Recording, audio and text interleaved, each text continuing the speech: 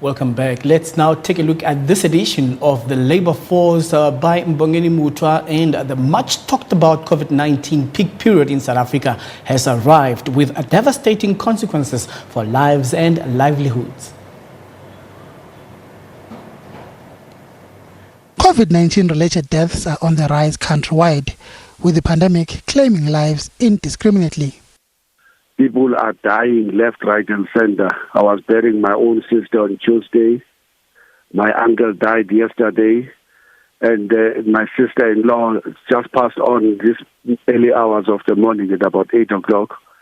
And that's just an example of what is happening to lots of families in South Africa. It's not an isolated case. People are perishing. And families are just being decimated. The impact is the same on jobs. Retrenchments are escalating.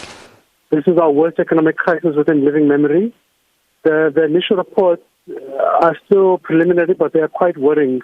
Estimates about the amount of job losses range from at least 1 million upwards.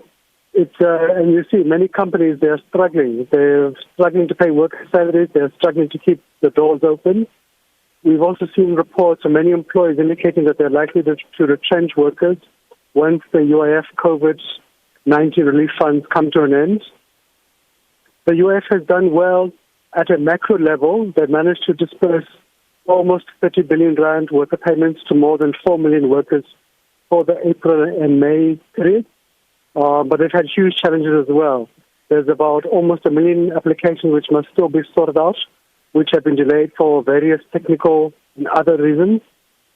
They must still process the June payments. There have been many workers who have not received the payments, so we're trying to engage with the UF to resolve those matters, because the situation is very heartbreaking for those workers. Many of them have not received wages, and others have not received the UF payments. People are losing their jobs left, right, and center. And it's no longer just thousands who were speaking about and referring to it as the job loss bloodbath. This is something that we cannot describe in words.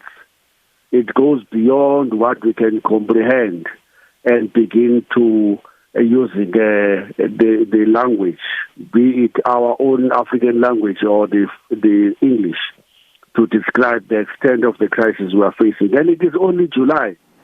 COSATU has condemned criminals that are targeting the UIF relief money by submitting fraudulent claims. Mbongeni Muthwa, SABC News, Johannesburg. This week,